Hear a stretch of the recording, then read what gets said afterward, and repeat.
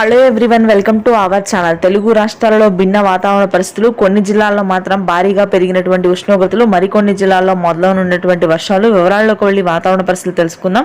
వాటన్నిటికంటే ముందు మీరు ఇంకా మన ఛానల్ సబ్స్క్రైబ్ చేయనట్లయితే వెంటనే సబ్స్క్రైబ్ చేయండి. వివరాల్లో కనుక వెళ్ళినట్లయితే దాదాపుగా తెలుగు రాష్ట్రాల్లో ముఖ్యంగా తెలంగాణ, దక్షిణ తెలంగాణ, అదేవిధంగా రాయలసీమ ప్రాంతాల్లో మాత్రం పొడి వాతావరణం కొనసాగే అవకాశం ఉంది. ఉత్తర తెలంగాణ ప్రాంతాల్లో మాత్రం అక్కడక్కడ మోస్తరు వర్షపాతం నమోదవుతుంది. హైదరాబాద్ నగర ప్రాంతంలో మాత్రం సాయంత్రం సమయంలో తేలికపాటి నుంచి మోస్తరు వర్షాలు కూకట్పల్లి, అమీర్పేట, జేఎన్టీయు, మణికొండ, ఉప్పల్, గట్టికేసర్, ఆదిబట్ల ప్రాంతాల్లో నమోదయ్యే అవకాశాలు ఉన్నాయి.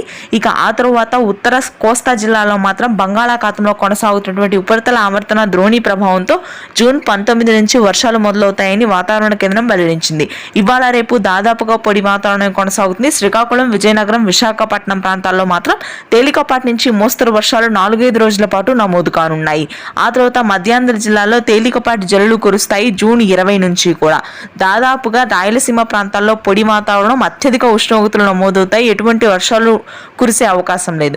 ఆదిలాబాద్, నిజామాబాద్, ఖమ్మం, భద్రాద్రి కొత్తగూడెం అంటే పశ్చిమ తెలంగాణ జిల్లాలో మాత్రం తేలికపాటి వర్షాలు మరొకసారి నమోదు కానున్నాయి. Thank you.